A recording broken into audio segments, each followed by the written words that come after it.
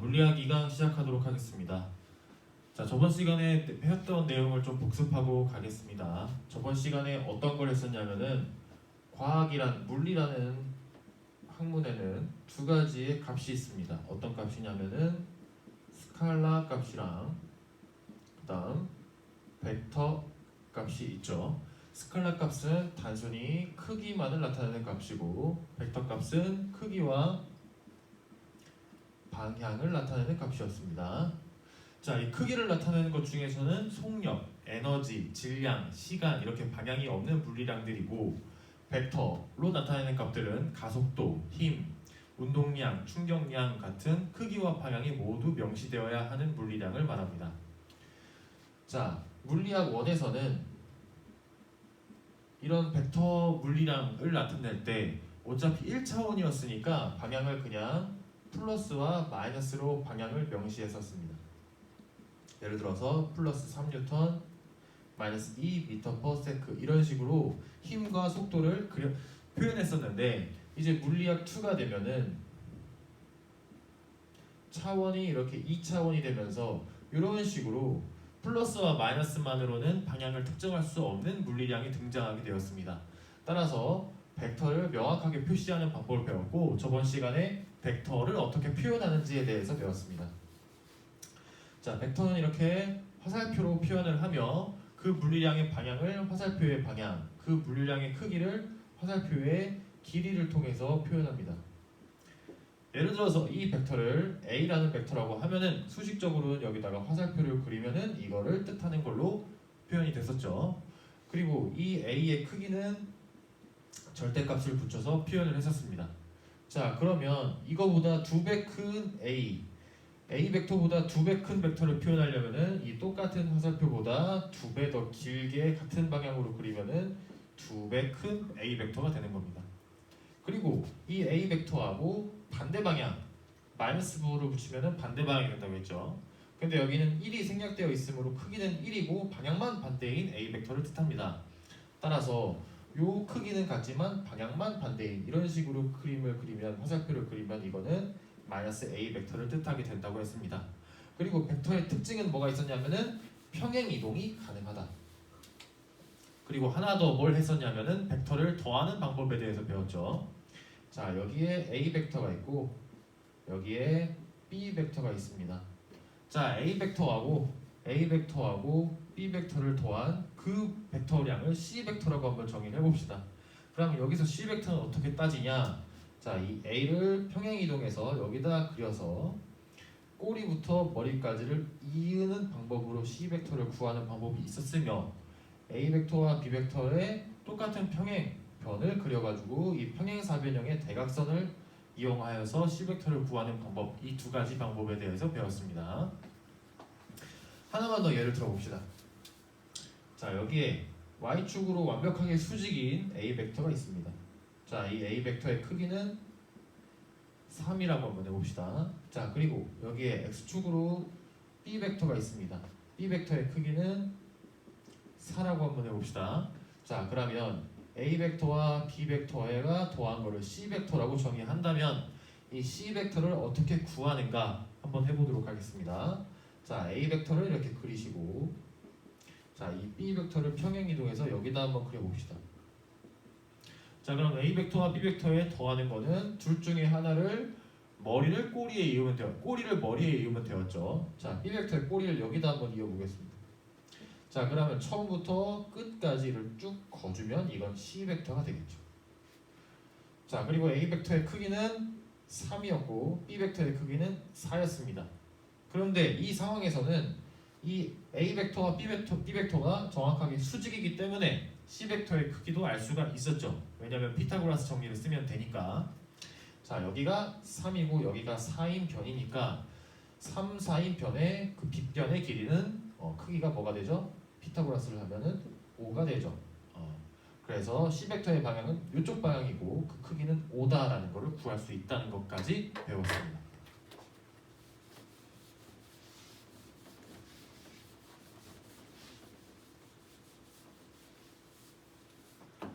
자, 그럼 저번 시간에 이어서 이 예제를 한번 풀어보도록 하겠습니다. 이 A1, A2, B1, B2, B3, C1, C2, C3의 C3의 합을 한번 구해보도록 하겠습니다. 자, 여기 A1 벡터가 있고 A2 벡터가 있습니다. 그러면 A1 벡터와 A2 벡터를 더하면 선생님은 머리를 꼬리에 있는 방법을 가장 좋아한다고 했죠. 자, 꼬리를 머리에 이 꼬리를 이 머리로 평행 이동 한번 해보도록 하겠습니다. 이 A1 벡터가 시작이 여기로 한번 가정을 하면은 A1 벡터를 거야 되는데 어떻게 빼는 게 가장 좋을까요? 자, 여기 한 칸, 하나, 둘, 셋, 넷, 다섯, 여섯 칸 하면 A1 벡터랑 똑같죠? 그래서 여기서 한 칸, 하나, 둘, 셋, 넷, 다섯, 여섯 칸 이렇게 거버리면은 이거는 A1 벡터에 평행 이동했다고 볼 수가 있죠. 자, 그러면 A2 벡터가 이렇게 있고 A1 벡터가 이렇게 있습니다. 그러면 A1 벡터와 A2 벡터의 합은 꼬리에서 머리를 이어버린 요게 A1 벡터하고 A2 벡터를 더한 그 벡터 값이 되겠죠. 자, 그러면 세 개의 경우 한번 해보도록 하겠습니다. 세 개의 경우 똑같이 평행 이동 한번 해보도록 하겠습니다. 자, 얘를 평행 이동해서 여기다 그려보겠습니다. 자, 왼쪽으로 두 칸, 밑으로 두 칸, 여기서 왼쪽으로 두 칸, 밑으로 두 칸 그리면 이렇게. 그럼 이거는 B1 벡터의 평행 이동입니다. 자, 그다음 이 B3를 여기다 가지고 있습니다. 자, B3 하나, 둘, 셋, 넷, 다섯 위로 둘, 하나, 둘, 셋, 넷, 다섯 위로 둘 하면은 이렇게 되겠죠. 자, 그러면 이 세 가지의 벡터를 다 이어 보았습니다. 지금 B2 벡터에다가 B1 벡터에다가 B3 벡터를 이렇게 더한 겁니다. 자, 그러면 요 세 가지의 가장 처음과 가장 끝을 이어버리면 여기와 여기가 되겠죠. 자, 그러면 이렇게. 자, 이 파란색 벡터가 B1 벡터, B2 벡터, B3 벡터의 합을 뜻하는 겁니다. 선생님이 평행사변형으로 하는 것보다 이 방법을 좋아했다고 했던 이유 기억나나요? 여러 가지 벡터가 있으면은 평행사변으로 각각을 더해가지고 하는 것보다 이렇게 다 이어서 하는 게 더 편합니다. 하지만 평행사변형으로 하는 것도 아셔야 됩니다. 자, 마지막으로 C1, C2, C3 한번 해봅시다. 자, C3를 C1에 한번 이어봅시다. 아래로 4칸이네요. 아래로 4칸. 자, 그럼 여기 하나, 둘, 셋, 넷, 다 오른쪽으로 하나, 둘, 셋, 넷, 5칸이네요. 자, 이렇게. 자, 그러면은 C1, C3, C2. 자, 그럼 이걸 이으면은 처음과 끝이 여기니까 이렇게 되겠죠. 자, 그래서 이 벡터가 C1, C2, C3 벡터를 다 더한 겁니다. 자, 이렇게 기하학적으로 머리하고 꼬리를 이어가지고 만들어서 벡터의 합을 구해봤습니다. 근데 이 과정에서 벡터를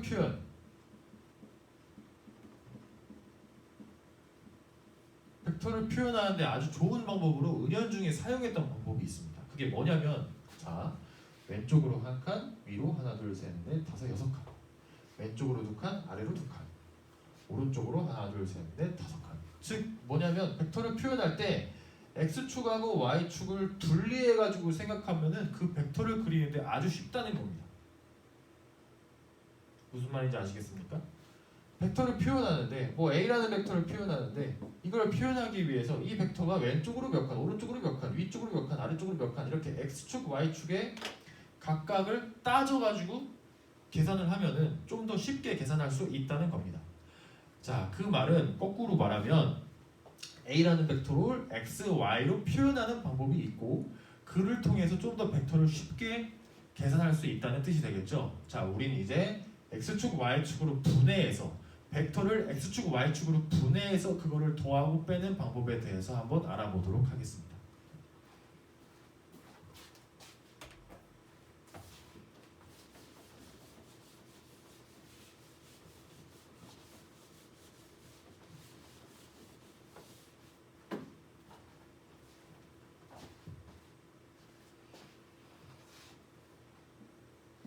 자, 여기가 x축이고 여기가 y축입니다.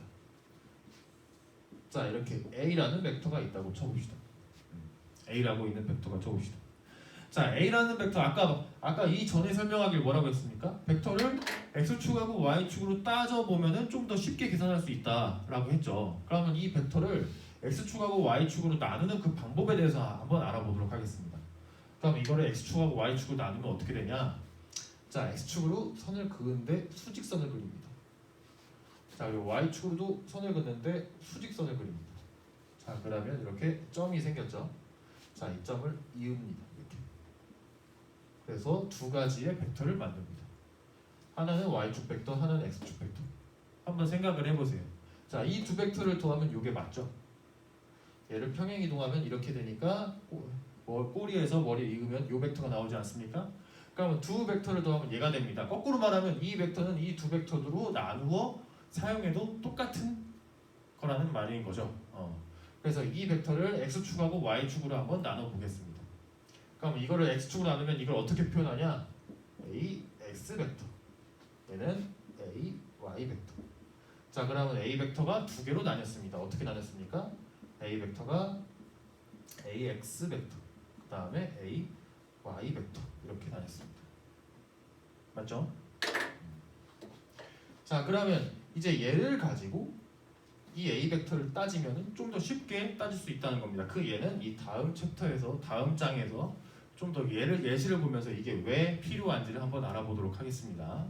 자, a 벡터를 x 벡터와 x축 성분과 y축 성분으로 나눴습니다. 그러면 이것도 벡터이므로 여기에도 뭐가 필요합니까? 크기가 필요하고 여기에는 방향이 표현돼야겠죠. 여기도 크기가 표현되고 여기도 방향이 표현돼야 됩니다. 그러면 이제 우리가 여기서 할 건 뭐냐? 성분을 나눈 x축의 크기, y축의 크기, 그리고 성분을 나눈 그 x축의 방향, y축의 방향을 어떻게 수식적으로 표현하는가, 그거에 대해서 한번 알아보도록 하겠습니다. 자, 여기로 와봅시다. 자, 여기에 파란색 a 벡터가 있습니다. 자, 그리고 여기 x축 x가 있고 여기 y축 y가 있습니다. 자, 저 a 벡터를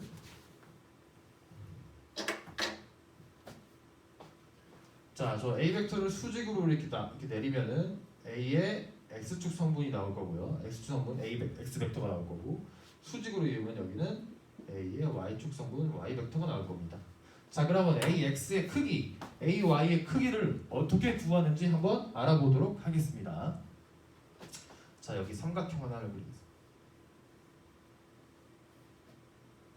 근데 지금 이거는 다 직각이기 때문에 얘는 직각삼각형으로 한번 예를 들어 보겠습니다. 자, 여기가 a라고 하고 여기를 x, 여기를 y라고 한번 해보겠습니다. 그리고 여기가 세타라고, 각도를 세타라고 한번 해보겠습니다. 자, 그러면 코사인 세타는 a분의 x, 사인 세타는 a분의 y가 되겠죠. 그 말은 무슨 말이냐면 얘를 올리면 a 코사인 세타를 하면은 x 값이 나오고 a 사인 세타를 하면은 y 값이 나온다는 겁니다. 빗변의 길이를 통해서 코사인 사인 세타를 하면은 x축과 y축이 나온다는 말입니다. 자, 그러면 여기 ax의 요 빨간색 요 크기는 어떻게 됩니까? 여기를 만약에 세타라고 하면은 a 코사인 세타가 되겠죠. 자, 그다음 저 y축의 이 파란 요거의 크기는 요 길이랑 똑같으니까 요 길이는 여기에서 사인 세타로 구할 수가 있습니다. 그러면 얘는 a 사인 세타 이렇게 표현할 수가 있습니다. 자, 그러면 벡터를 x축, y축으로 나눌 때 이 벡터, 원래 벡터의 크기를 알고 그 벡터와 x축 사이의 세타를 알면은 x축과 y축 성분 벡터의 크기를 정확하게 알 수 있습니다. a 코사인 세타, a 사인 세타. 물론 우리는 사인 세타, 코사인 세타에 대해서 30도, 45도, 60도 각만 외우고 있지만 계산기가 있다면 모든 값을 알 수가 있겠죠. 자, 선생님이 지금 x축으로 y축으로 나눈 벡터의 크기를 구하는 방법에 대해서 가르쳐줬습니다. 그 다음 방향을 어떻게 나타내는가? 자, 방향을 어떻게 나타내는 거냐면 단위 벡터라는 걸 이용합니다. 단위 벡터. 자, 여기서 우리가 단위라는 말이 뭐냐면은 쉽게 생각하면 1입니다. 1. 크기가 1입니다. 자, 벡터는 크기와 방향을 나타내는데 크기가 1입니다. 그러면 그 벡터는 크기가 1이니까 단지 뭐만 나타낸다고 표현할 수 있냐면 방향만 나타낸다고 표현할 수가 있습니다. 자, 그래서 여기 보시면은 A라는 벡터가 X축 성분의 크기가 3이고 Y축 성분의 크기가 4입니다. 그러면 이거를 여기다 그려보면 어떻게 그릴 수 있냐면은 x축 성분이 3, y축 성분이 4인 요 두 벡터 a라는 벡터가 이 두 벡터의 합입니다. 그러면 얘를 이으면은 이렇게 이게 a 벡터가 되겠죠. 그럼 이 a 벡터는 요거의 ax 벡터, 요거의 ay 벡터의 합입니다. 그러면 우리가 이 ax 벡터를 어떻게 표현하냐 그걸 물어보고 있는 겁니다 지금. 자, ax의 벡터는 어떻게 표현할 수가 있냐? 크기가 지금 뭡니까? 3이죠. 3에다가 방향이 뭡니까? x 방향이죠. 그래서 여기다가 단위 벡터를 붙여버립니다. 어떻게 하냐? x 단위 벡터. 그래서 요 위에 요 세모 잘린 세모 요 모양을 하고 이 x를 딱 그리면은 이게 x축 방향의 단위 벡터를 의미합니다. 그러면 이건 무슨 말이냐? x축 방향으로 크기가 1입니다. 크기 1에다가 이거 방향은 x축 방향을 뜻합니다. 그럼 크기 1에다가 3을 곱하니까 바로 요게 되는 거죠. 그래서 ax 벡터는 이렇게 표현할 수가 있습니다. 자, 그러면 ay 벡터는 어떻게 표현할 수 있습니까? 크기가 4이고 y만 단위 벡터 이렇게 써주시면 됩니다. 자, 그러면 a 벡터는 어떻게 표현할 수 있냐? ax 벡터 더하기 ay 벡터인데 이거를 좀 더 수식적으로 구체적으로 쓰려면은 3x 단위 벡터 4y 단위 벡터 이렇게 써주시면은 명확하게 알 수 있는 겁니다. 자, 이렇게 그려버리면 여러분은 머릿속에 a라는 벡터가 상상이 됩니다. 어떻게? 아까 그 전 챕터에서 눈금으로 왼쪽으로 2칸, 위쪽으로 5칸 이런 식으로 했었잖아요. 이걸 딱 보자마자 여러분들은 x축으로 3칸, y축으로 4칸 그거를 대각선으로 이어버리면 그게 a 벡터구나라는 거를 이제 상상이 되죠. 자, 이렇게 벡터를 x축하고 y축으로 나눠서 설명하면 좀 더 쉬운 건데 선생님이 이거 잘못 써놨네요. 여기가 x 벡터고 여기가 y 벡터인데 선생님이 편집하는 방법을 모르니까 그냥 가겠습니다. 선생님은 편집을 몰라요. 그래서 원테이크로 그냥 가기 때문에 편집 안 할게요. 그래서 ax, ay 벡터입니다.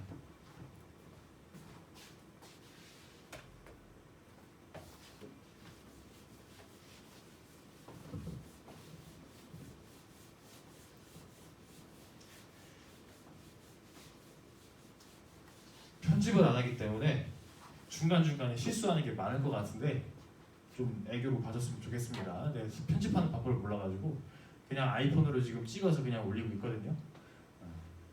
앞뒤만 자를 줄 압니다. 앞뒤 시작할 때랑 끝날 때. 그래서 좀 알아서 봐주세요. 자, 이 예제를 보면은 그 전에 했던 내용이 선생님이 지금 두서 없이 좀 갑자기 수업해가지고 두서가 없었던 것 같은데 이거를 선생님이 하는 방법을 지금 너네들이 보시면은 좀 더 정확하게 이해할 수 있을 것 같습니다. 한번 봅시다. 자, 지금 여기서 물어보는 게 뭐냐면은 a 벡터하고 b 벡터하고 c 벡터를 더한 걸 한번 해보래요. 그러니까 우리는 지금 모눈 종이가 그려져 있으니까 얘를 이렇게 그리고 얘를 이렇게 그려서 꼬리부터 머리까지 쫙 이어버리면은 a, b, c 벡터에 다 더한 거를 기하학적으로 표현할 수 있습니다. 하지만 만약에 모눈 종이가 없다고 생각을 해봅시다. 그러면 이게 그리는 게 쉽지가 않겠죠. 그러면 어떻게 해야 되냐? 자, 이렇게 하시면 됩니다. x축하고 y축으로 성분을 나눠서 x축은 x축끼리 y축은 y축끼리 계산하면 아주 쉽습니다. 자, 여기다 표현할 거를 여기다가 표현하겠습니다. 자, a 벡터를 a의 x 벡터 a의 y 벡터로 한번 나눠보겠습니다. 성분을 x축 y축으로 나눠보겠습니다. 자, 여기 보세요. a는 지금 x축으로 하나 둘 세 칸 왼쪽 그리고 하나 둘 셋 넷 다섯 y축으로 5칸 이렇게 a x 벡터 a y 벡터 두 가지로 나눠서 이 두 개의 더한 걸 a 벡터라고 표현할 수 있겠죠. 근데 지금 x 벡터의 크기가 뭐냐? 왼쪽으로 3입니다. 그럼 왼쪽이니까 마이너스 3x 단위 벡터. 그 다음 하나 둘 셋 넷 다섯 플러스 y방 플러스 5y 벡터.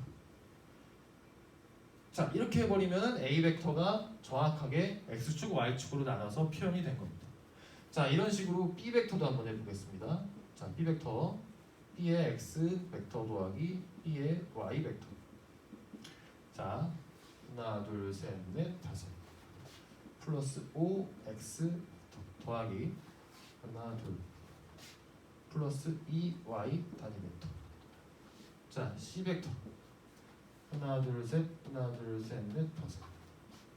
자, cx 벡터 더하기 cy 벡터인데 오른쪽으로 5칸 플러스 x 벡터 마이너스 3개 3y 벡터. 자, 이렇게 하면 ABC가 x축 y축으로 다 나눴습니다. 자, 그러면 얘들을 다 더해 보겠습니다. 더하면 어떻게 됩니까? a 벡터 더하기 b 벡터 더하기 c 벡터는 이렇게 되겠죠. 자, 그런데 여기 보면 이건 다 x축이고 이건 다 y축입니다. 다 이건 x축이고 이건 다 y축이니까 우리가 벡터를 사용하지 않고 물리 원에서 했던 것처럼 이거는 1차원, 요 각각의 1차원이 된 겁니다. 그럼 얘네들만 계산하고 얘네들만 계산하면은 되겠죠. 그럼 어떻게 되냐? 마이너스 3 더하기 5 더하기 5 요거의 x 벡터 더하기 5 더하기 2 빼기 3의 y 벡터. x축으로 각각의 성분을 더하고 y축으로 각각의 성분을 더해버린 겁니다. 자, 그럼 어떻게 됩니까? 10에서 3 빼니까 7 x 단위 벡터, 7에서 3 빼니까 4 y 단위 벡터 이렇게 되죠. 자, 그러면 ABC를 더한 거는 x축으로 오른쪽으로 7칸, 위쪽으로 4칸 이렇게 하면은 ABC에 더한 거를 구할 수 있다 그 말입니다. 자, 그러면 이걸 한번 확인해 보겠습니다.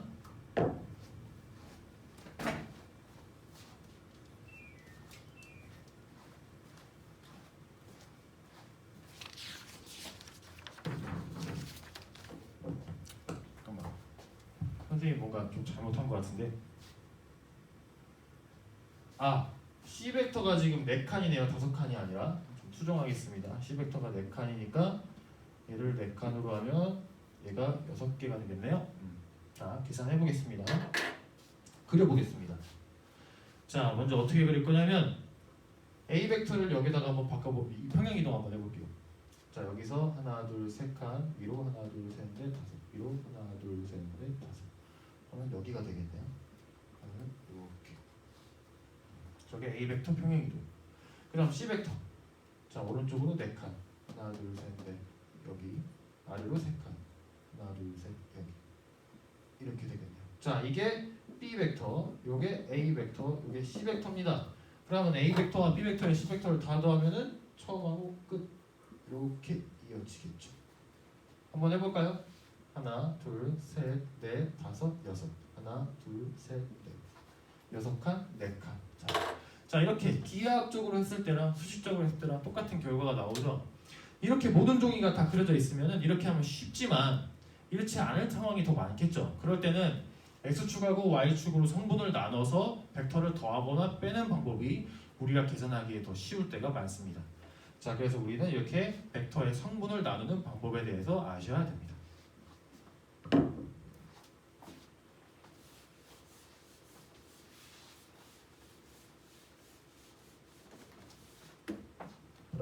아까 그림으로 가서 좀만 더 예를 들어보겠습니다. 자, 이 사람은 캐리어를 끌고 가고 있습니다. 캐리어를 끌고 가고 있습니다. 자, 그러면은 이 분이 지금 이쪽 방향으로 힘을 주고 있죠. 이쪽 방향으로 힘을 주고 있습니다.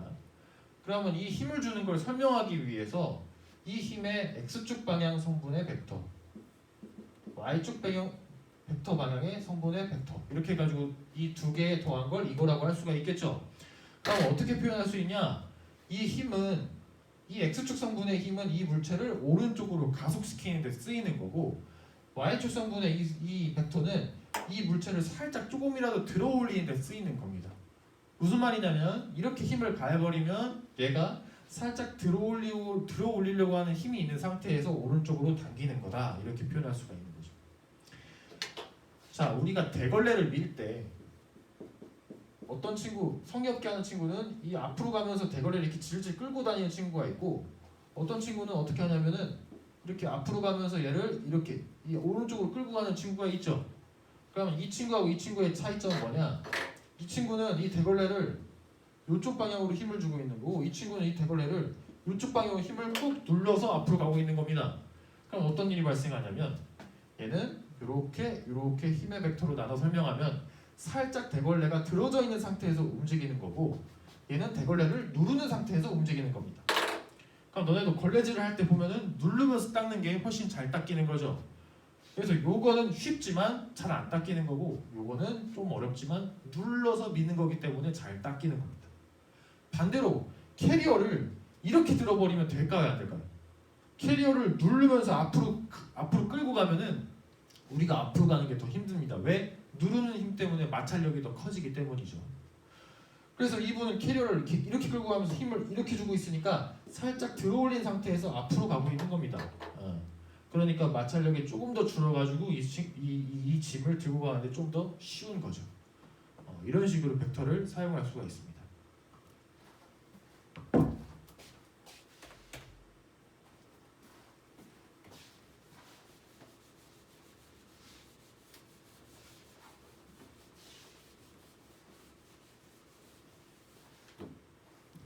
자, 교과서 보시고 프린트 보면서 이걸 한번 복습을 한번 해보도록 하겠습니다.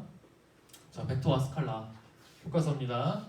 자, 크기와 방향만 가진 물리량을 벡터량이라고 하고 크기만 가진 물리량을 스칼라량이라고 한다.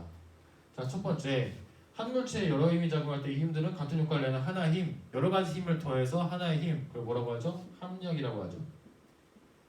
자, 나란하지 않은 두 힘의 합력은, 나란한 힘은 물리 1에서 했고, 나란하지 않은 두 힘의 합력은 화살표를 두 변으로 하는 평행사변형의 대각선으로 구한다. 그러니까 두 벡터를 더하는 방법에 대해서 말하는 겁니다. 근데 선생님은 저렇게 하는 것보다 꼬리를 다른 벡터의 머리에 이어서 처음에 꼬리와 나중에 머리를 잇는 방법이 좀 더 효율적이라고 했었죠.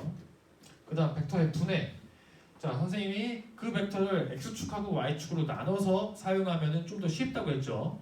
자, 그래서 이 a 벡터를 x축하고 y축으로 나눈 겁니다. 자, 그러면 이거를 여기다 정확하게 표현해 보겠습니다. 자, 이 a 벡터는 x축 성분의 a 벡터랑 y축 성분의 a 벡터로 나눴다. 이렇게 표현할 수가 있고. 자, 그러면 a의 x 벡터의 크기는 어떻게 구하냐? a 벡터의 여기가 세타니까 a 벡터의 크기에다가 코사인 세타. 그 다음 a y 벡터의 크기는 뭐냐? a 벡터의 크기에다가 사인 세타 이렇게 하면 되는 겁니다. 그러면 되는 겁니다. 그리고 이거를 선생님이 알려준 것까지 하게 된다면 어떻게 하면 되냐? a 벡터의 코사인 세타에다가 x 단위 벡터, a 벡터의 사인 세타에다가 y 단위 벡터. 왜냐면 이 a 코사인 세타하고 이 a 사인 세타가 x축의 크기, y축의 크기니까요. 크기에다가 단위 벡터, 크기에다가 단위 벡터를 해가지고 요 두 벡터를 정확하게 표현한 겁니다. 이렇게 서술할 수가 있는 거고요. 자, 다음 중 벡터량을 모두 고르시오. 벡터량을 모두 고르면 가속도, 속도, 운동량 이들. 운동량은 질량에다가 속도를 곱한 값이죠. 질량은 스칼라량이지만 여기에 벡터 값이 있기 때문에 운동량 자체는 벡터 값이 되는 겁니다.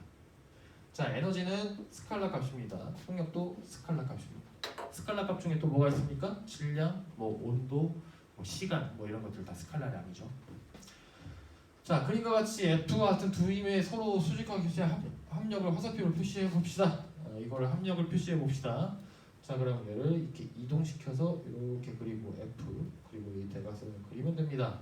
근데 얘도 크기가 F고 얘도 크기가 F라고 합니다. 그러면 이거는 직각이고 변이 같으니까 이놈의 크기는 어떻게 구하죠? F제곱의 루트, 즉 이 뭐라고 표현해야 될까요? 합력을 화살표로 표현하면 이렇게 되고 이 벡터의 크기는 요게 되겠죠. 정리를 하면 루트 2f의 제곱, 루트 2f가 되겠죠. 이 루트 2f가 저 두 f를 더한 벡터의 크기가 되는 겁니다.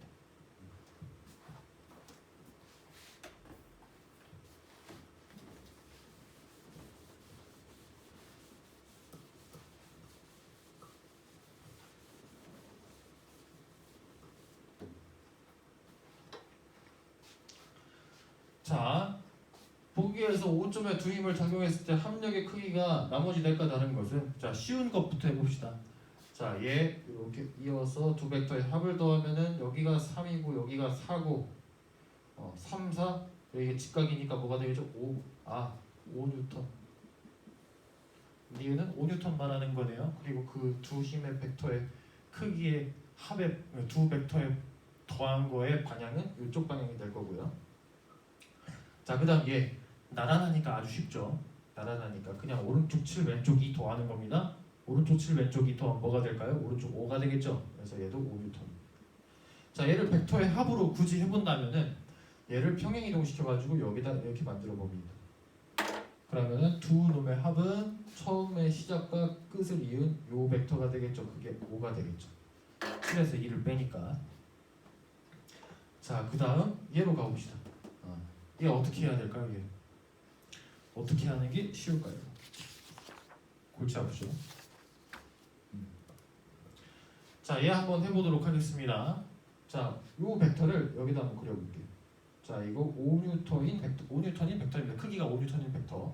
자, 그다음 얘를 여기다가 평행이동 한번 시키겠습니다. 평행이동. 이렇게 평행이동 시키고 얘도 5입니다. 근데 여기가 몇 도입니까? 120도. 그 말은 여기가 60도라는 거죠. 그럼 여기가 뭐라는 겁니까? 이게 평행이 됐으니까 여기도 60도. 그럼 여기도 60도. 자, 60도고 5입니다. 그럼 이거 뭐 말하는 겁니까? 정삼각형 말하는 거죠. 자, 이 두 벡터의 크기를 더하면 여기부터 여기를 이은 요 삼각형이 요 벡터가 될 텐데 이 벡터는 딱 보니까 이게 세 변이 정삼각형입니다. 그러니까 5니까 얘도 5. 그래서 이 두 벡터의 합은 크기가 5가 되겠죠. 그 다음 이제 얘가 좀 골치 아픈데 이게 5니까 얘가 틀렸겠죠. 얘가 좀 골치 아픈데 한번 해보겠습니다. 자, 여기로 4, 여기로 4고 얘가 60도입니다. 그럼 이 두 벡터의 합은 얘를 평행이동해가지고 이렇게 그리고 이렇게 그리면 이게 두 벡터의 합이겠죠. 자, 그런데 따져보니까 여기 4, 여기 4, 여기도 4겠죠. 그럼 얘를 이렇게 이어도 여기는 4일 겁니다. 그럼 얘를 딱 가운데를 그어버리면 60, 60, 60이니까 정삼각형이죠. 그러면 정삼각형의 높이의 2배를 하면은 이 벡터의 대각선의 크기가 나오겠죠. 그러면 정삼각형 4인 정삼각형 한번 그려보겠습니다. 4, 4 그리고 딱 그어서 여기를 2라고 한번 해봅시다. 그러면 이 정삼각형의 높이는 4, 4, 16 빼기 2, 4의 루트. 왜? 요거 제곱 하면 요거니까 이거 제곱에서 이걸 빼면 되죠. 이거 제곱에서 이거 제곱 빼면 되죠. 그러면은 루트 12. 얘는 루트 12구나. 그럼 이 두 개니까 얘는 2 루트 12. 나머지는 벡터의 합이 다 5인데 쟤만 2 루트 12입니다. 그래서 틀렸습니다. 자, 그 다음 여기 한번 가보도록 하겠습니다. 자, 그림은 벡터 A, B를 나타낸 것이다. C는 A와 B를 더한 거고 D는 A와 B를 뺀 거다. C와 D가 이루는 각은 세타이다. 이에 대한 설명으로 옳은 것만을 고르시오. 이거를 기하학적으로 하면 굉장히 어렵습니다. 생각보다 복잡하고 상상도 안 되고 직접 그리려면 모는 종이도 있어야 되고. 자, 그래서 선생님은 어떻게 할 거냐면 이거를 X축, Y축으로 나눠볼 겁니다. 자, 해봅시다.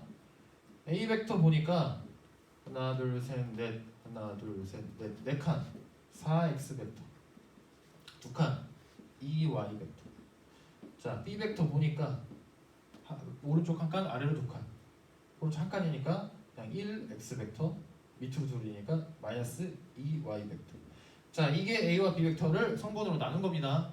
자, 그러면 C 벡터라 함은 이거 두 개를 더한 거니까 각각 더하면 됩니다. 그러면은 5X 벡터 4에서 1 더하니까 2에서 2 빼면 0. 그럼 C 벡터는 그냥 X축 방향으로 5칸. 그게 C 벡터입니다. 자, 그럼 D 벡터 봅시다. D 벡터는 여기서 이걸 빼는 거니까 빼봅시다. 4에서 1 빼니까 3X 벡터. 여기서 이거 빼면은 빼기니까 4Y 벡터 이렇게 되겠죠. 해봅시다. C와 크기, D의 크기는 뭐 C가 D보다 크다. C의 크기는 그대로 그냥 5가 되겠죠. X 방향 하나니까.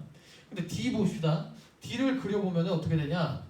D를 그려보면은 오른쪽으로 3, 위쪽으로 4. 그래서 요거와 요 벡터의 합인 요게 D 벡터입니다.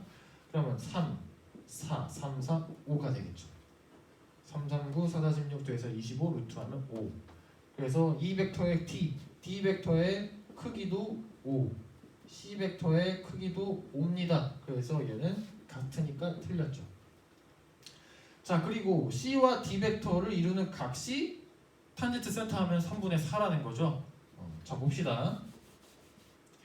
지금 C 벡터는 오른쪽으로 오니까 그냥 이렇게 그려보겠습니다. 이게 C 벡터입니다. 그리고 D 벡터는 오른쪽으로 사면 이쪽으로 사니까 대충 이런 식으로 이게 D 벡터가 되겠습니다. 그러면 이 두 놈의 각은 이게 되겠죠. 그러면 이 각의 탄젠트를 구하려면은 요 직각삼각형의 탄젠트 값을 그냥 구해버리면 되겠죠. 근데 우리가 구해놨습니다. 얘는 3, 4 오른쪽으로 3 위쪽으로 4 이렇게 되니까 탄젠트 세타 하면은 3분의 4 맞는 게 되는 거죠. 자, 그 다음 C와 D를 더하면 2A다. 자, 이 두 놈을 더해보겠습니다. 자, 그럼 어떻게 됩니까?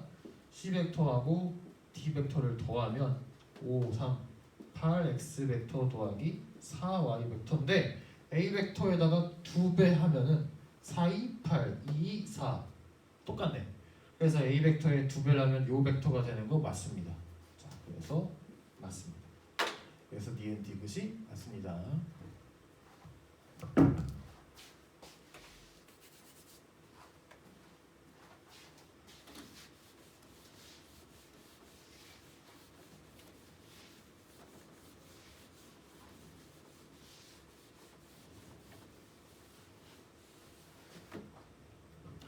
자, 학습지에 나와 있는 문제입니다. 이 문제는 수능 특강 문제고요. 이 수능 특강 문제는 다음 시간에 풀고 다음 시간에 풀기 전에 하나만 좀 설명을 하고 이번 시간 마치도록 하겠습니다. 결국에 우리가 왜 벡터를 배우고 있냐면은 가장 주요한 상황 중에 하나, 벡터를 활용해야 하는 가장 주요한 물리투에서 가장 주요한 상황 중에 하나는 바로 빗면 상황입니다. 자, 이거는 선생님이 따로 적어놓은 데가 없거든요. 왜냐하면 이 내용은 물리학 실험에서 또 할 거기 때문에 물리학 실험에서 이 빗면에 대한 실험을 할 거기 때문에 그때 또 이론을 하려고 빼놨었는데 설명은 좀 하겠습니다. 지금 이해가 안 되시면은 물리학 실험 2강에서 또 설명을 할 거니까 그때 또 들으셔도 됩니다. 자, 빗면이라는 게 뭐냐면 그냥 경사진 곳을 말합니다. 자, 여기에 세타로 경사져 있다고 쳐봅시다. 자, 그럼 여기다가 공을 놨습니다. 공이라기보다는 막대라고 합니다. 막대. 나무 막대를 이렇게 놨습니다. 이 나무 막대의 질량은 m입니다. 자, 여러분이 느끼기에 당연히 저 나무 도막은 어떻게 됩니까? 빗면으로 내려가죠. 뭐에 의해 내려갑니까? 얘가 만약에 여기가 우주라면 내려갈까요? 안 내려가죠. 왜 내려가는 겁니까? 중력이 얘를 끌어당기니까 내려가는 겁니다. 근데 우리가 배웠죠. 중력은 항상 어느 방향으로? 지구 중심 방향으로 분명히 중력 mg라는 크기가 작용하고 있는데 얘는 이쪽으로 움직이죠. 그죠? 그거를 분석해 볼 겁니다. 자, 그 전에 우리가 원래 알고 있던 거 똑같은 높이에서 이렇게 m이라는 놈을 놔봅시다. 자, 그럼 얘도 중력 mg를 받습니다. 그러면 이 놈의 가속도가 뭡니까? F는 ma니까 F, 지금 얘가 받고 있는 힘은 mg고 F 요 놈의 질량은 m인데 그러면 가속도의 크기는 당연히 중력 가속도 g가 되겠죠. 그럼 이놈은 공기 저항이 없고 아무것도 없다면 중력만 받는다면은 중력 가속도 g로 가속이 되면서 아래로 떨어질 겁니다. 그죠? 그러면 얘가 떨어지는 가속도, 얘가 빗면으로 떨어지는 가속도의 값은 과연 이거랑 얼마나 차이가 있을 것인가? 상식적으로 우리가 경험으로 한번 생각해 보면 당연히 그냥 떨어지는 것보다 이렇게 떨어질 때 가속도가 좀 작은 상태로 떨어지게 됩니다. 그래서 좀 안전하게 떨어지겠죠. 그래서 우리가 산을 올라갈 때도 이렇게 경사가 급한 곳으로 떨어질 때마다 떨어질수록 더 우리는 위험함을 느낍니다. 그 말은 가속도가 좀 더 커진다는 말이고 경사각이 작아지면 가속도가 좀 더 작아진다는 건데 그 B가, 그 가속도가 작아지는 B가 어느 정도인지를 한번 구해보도록 하겠습니다. 자, 얘를 알기 위해서는 얘가 결국에는 어디로 움직입니까? 요 축으로 움직이죠. 그러면 이 축으로 한번 성분을 나눠봐야 이걸 정확하게 알 수가 있습니다. 이 축을. 자, 그러면 요 축하고 요 축으로 한번 나눠보겠습니다. 이거를 한번 Y축으로 가고 이걸 한번 x축으로 한번 해보겠습니다. 어차피 얘가 여기로 내려가는 거니까 여기를 플러스 방향, 여기도 요 위에가 플러스 방향으로 한번 잡아보도록 하겠습니다. 이 축의 플러스 방향, 이 축의 플러스 방향. 자, 그럼 얘를 성분을 나오려면 수직선을 그라고 했죠. 그럼 수직선을 한번 그어보겠습니다. 자, 걷습니다. 이렇게 벡터. 그다음 이렇게 걷습니다. 이렇게 벡터. 자, 얘는 이렇게 그랬습니다. 그러면은 이 빨간색 중력이라는 힘의 벡터는 이 파란색 벡터와 검은색 벡터의 합으로 표현해도 상관이 없습니다. 맞죠? 그러면 얘는 중력의 x축 성분, 얘는 중력의 y축 성분으로 할 수가 있습니다. 자, 그러면 요거를 어떻게 표현할 수 있냐? 지금 중력은 이 면을 수직으로 누르면서 미는 겁니다. 자, 근데 누르는데 얘가 여기로 들어갑니까? 안 들어갑니까? 안 들어가죠? 안 들어간 이유가 뭘까요? 바로 이 표면이 얘를 받쳐주고 있기 때문입니다. 표면이 얘를 받쳐주는 그 힘의 크기를 뭐라고 하죠? 힘을 뭐라고 하죠? 수직항력이라고 하죠. 그럼 수직항력이 이렇게 작용하고 있는 겁니다. 이렇게. 자, 그러면 다시 그려보겠습니다.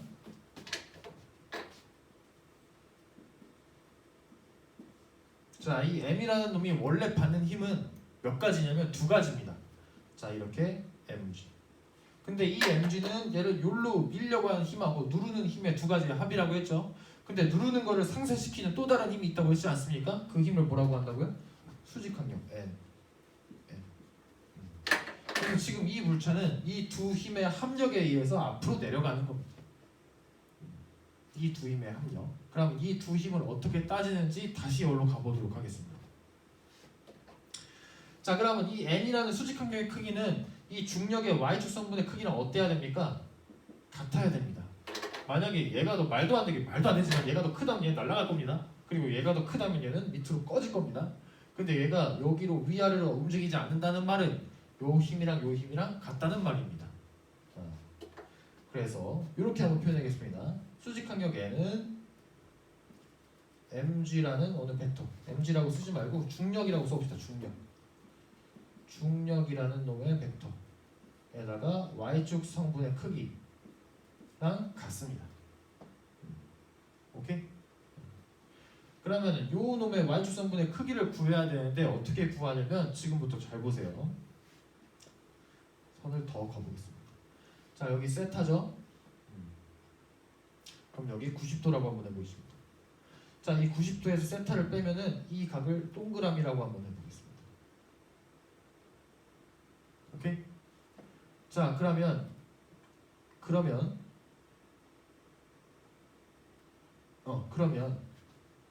여기도 90도가 되겠죠. 여기는 90도고 여기가 동그라미, 여기 너무 작게 그려가지고 그럼 여기도 동그라미가 될 겁니다. 그러면 여기가 90도가 되겠죠. 그러면 삼각형의 특징상 요 각이 뭐가 됩니까? 세타가 되는 겁니다. 지금 무슨 뭐라면 요 각이 세타가 되는 겁니다. 이 잘 이해 안 되죠? 좀 더 확대를 해서 한번 그려보겠습니다.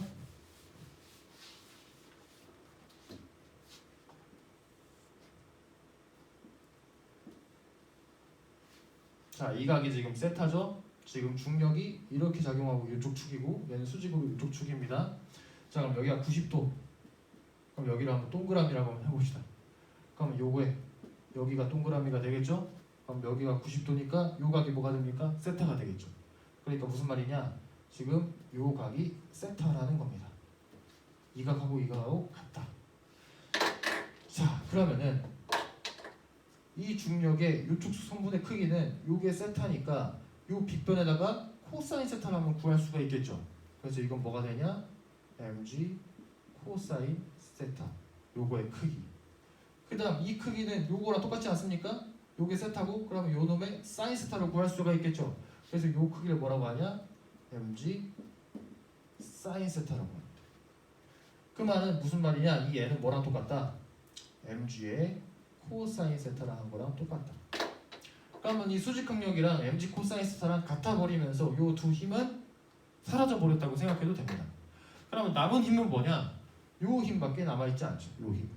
그러면 이 힘에 의해서 이 물체가 이쪽으로 가속이 된다는 겁니다. 그러면 이 물체의 알짜 힘은 뭐가 되냐? mg sin 세타가 되고 F는 ma 하면은 F는 ma가 되니까 이놈의 가속도는 g sin 세타가 됩니다. 아까 자유낙하에서는 가속도가 그냥 g였죠. 근데 빗면으로 떨어지면은 그 g에다가 sin 세타를 한 것만큼 작아진다라는 겁니다. sin 세타 한 것만. 왜냐하면 지금 이 세타는 경사가 0에서 90도까지 있지 않겠습니까? 그럼 sin 세타는 0에서 90일 때 0하고 1 사이죠. 그러니까 이것보다 무조건 작아진다라는 거죠. 예를 들어서 sin 30이라면은 2분의 1, sin 45라면 2분의 루트 이만큼 중력 가속도보다 작아진 가속도로 가속이 된다라는 말입니다. 아시겠습니까? 요게 이해가 안 되면 선생님이 물리학 실험에서 좀 더 잘 정리를 해가지고 설명해 주도록 하겠습니다. 그러니까 지금은 여기까지 아시고 남은 시간 동안 요 문제하고 그 뒤에 나오는 문제를 풀어보세요. 그러면 3강에서 두 문제 풀이하고 다음 진도로 나가도록 하겠습니다.